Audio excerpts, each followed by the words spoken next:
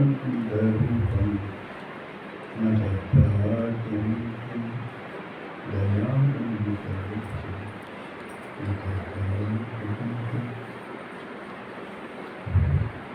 पूज्य श्री स्वामीजी அவர்கள்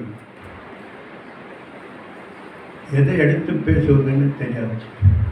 அப்படி ஒரு விஸ்வதோ முகம், எல்லா ஆஸ்பெக்ட்லையும் எந்த நிலையிலும் பார்த்தாலும் பூர்ணம் பூர்ணம் பூர்ணம். டீச்சிங்கில் தி பெஸ்ட் அண்ட் பூர்ணம்.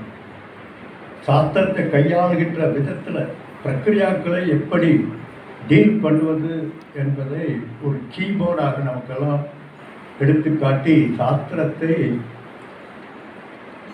உள்ளங்கை நெல்லிக்கனி போல நமக்கெல்லாம் காட்டியவர் சுவாமிஜியவர். தாயுள்ளம் கொண்டவர். எங்களுக்கெல்லாம் சாமிஜியினுடைய ஒரே ஒரு வார்த்தையில் எவ்வளவு பெரிய துக்கம் இருந்தாலும் போயிடும். என்னப்பா சௌக்கியமா முடிஞ்சது, அவ்வளோதான். எவ்வளவு பெரிய பிரச்சனையோடு வந்தாலும், எப்படிப்பட்ட தாங்க முடியாத இதயத்தோடு வந்தாலும் என்னப்பா என்று கேட்டாலே முடிஞ்சிடும். அவ்வளவு ஈஸ்வர ஸ்வரூபமாக கருணை உள்ளமாக ஒரு வார்த்தைக்கு அவ்வளவு சக்தி இருக்கிறது என்றால் சாமிஜியுடைய தபஸை பற்றி என்று சொல்ல முடியும். எல்லாரும் பெரிய பெரியவங்கெல்லாம் வந்திருப்பாங்க, ட்ரஸ்டீஸ் எல்லாம் வந்திருப்பாங்க, பெரிய சாதுக்கள் எல்லாம் வந்திருப்பாங்க. சாமிஜி இங்கே வெளியில் ஒரு இந்த சேரியில் ட்ரைபலில் இருக்கக்கூடிய ஒருத்தர் தோளில் கை போட்டுட்டு என்னப்பா எப்படி இருக்கேன்னு விசாரிச்சுருப்பாங்க. இந்த உள்ள யாராலும் முடியாது.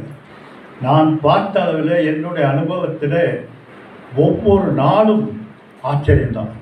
4.5 வருஷத்தில் தினமும் ஆச்சரியப்பட்டிருக்கேன். ஒவ்வொரு ஆஸ்பெக்டில் அப்படிப்பட்ட ஒரு மகத்தான ஒரு சுவாமிஜி அவர்கள் நமக்கெல்லாம் ஆச்சாரியவான் வேதோ புருஷக என்று சொல்வது போல 300 ஆச்சாரியர்களுக்கு மேலே இந்த பிரபஞ்சத்தில் மிகப்பெரிய அந்த சாஸ்திரத்தை எடுத்து சொல்லிக் கொண்டிருக்கிறார்கள் என்றால் அதற்கு அவருடைய கருணையும் அவருடைய டீச்சிங் தான் காரணம். டீச்சிங் சாஸ்திரம் என்பது தமிழில் சொல்லுவாங்க, தெரியாமல் போனாலே வேதாந்தம், தெரிந்தே சொன்னாலே சித்தாந்தம், தெரியாமல் போனாலே வேதாந்தம் என்பார். காரணம் அவ்வளவு காம்ப்ளிகேட். அந்த அன்ஃபோல்மெண்ட் அது மிக மிக கடினமானது. அப்படிப்பட்ட ஒரு அவ்வளவு கடினமான விஷயத்தை மிக எளிமையாக ஈவன் நான் கூட புரிந்து கொள்ளக்கூடிய அளவில் சொல்லியிருக்காங்கன்னா எப்படிப்பட்ட விஷயமா இருக்கு. நான் கடைசியாக சாமிஜி எல்லாத்தையும் கோர்ஸ் முடிஞ்சோடனே எல்லாத்தையும் பேச சொல்லுவாங்க. அப்போ நான் சொன்னேன் சாமிஜி என்ன பேச சொன்னாங்க. எதுக்கப்பா நீ இதை படித்தேன்? எல்லாரும் சொன்னாங்க நான் அங்கே போய் வேதாந்தத்தை பரப்ப போகிறோம், அது ஒவ்வொருத்தரோட சொன்னாங்க. நான் சொன்னேன், நான் தெரிஞ்சுக்கிறதுக்காக இங்கே வந்த சுவாமிஜி எப்படி நெல்லு கிடைத்த நீர் வாய்க்கால் வழியோடி புல்லுக்குமாங்கே பாய்மாம் புவி என்று சொன்னது போல பெரிய பெரிய என் கூட படித்தவங்கெல்லாம் பெரிய பெரிய ஆட்கள் எல்லாம் எம்பசியிலிருந்து வந்தாங்க. பெரும் பெரிய இன்டலெக்சுவலி பெரிய ஆட்கள். அவங்களுக்கெல்லாம் நீங்கள் சொல்லி கொடுத்தது எனக்கும் இந்த புல்லுக்கும் வாய்த்தது என்று சொன்னோடனே சாமிஜி தட்டி கொடுத்து ரொம்ப நல்லா பேசினேன்னு சொன்னாங்க. அதுதான் உண்மை. அதனால் புரியாமல் போவதற்கு வாய்ப்பே இல்லை. சாமிஜி சொல்லுவாங்க, எப்படி இந்த பஞ்சில் இருக்கக்கூடிய அழுக்கை எடுக்க வேண்டும் என்றால் ஒன்றொன்றாக எடுக்க முடியாது. அப்போ என்ன பண்ணுறாங்க, பெரிது பண்ணுறாங்க. ப்ளூம் பண்ணுகிற போது தானாக அதில் இருக்கக்கூடிய அழுக்குகள் எப்படி வந்து விடுமோ அதுபோல ஒரு விஷயத்தை எடுத்தால் தெளிவாக அனைவருக்கும் புரிகின்றபடி விசாலமாக ஆக்கி கொண்டு போனால் தெரியாதவர்களே இருக்க முடியாது என்று ஒரு மகத்தான ஒரு டீச்சிங் மெத்தடாலஜியை எங்களுக்கெல்லாம் சொல்லிக் கொடுத்தவர் பூஜ்ய சுவாமிஜி அவர்கள். அவர்களை நினைக்காத நேரம் இல்லை.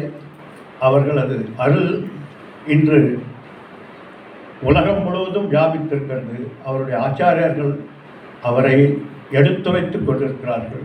மேலும் மேலும் இந்த ஆணைக்கட்டியிலும் இந்த நம்முடைய குருகுலங்களிலே சுவாமிஜியினுடைய டீச்சிங் மெத்தடாலஜி அது மிக மிக முக்கியம்.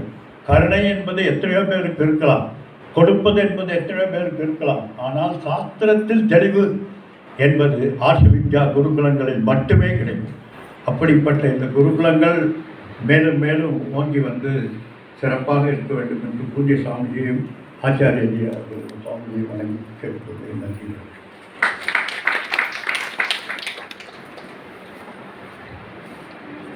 विद्या विनय संपन्न डॉक्टर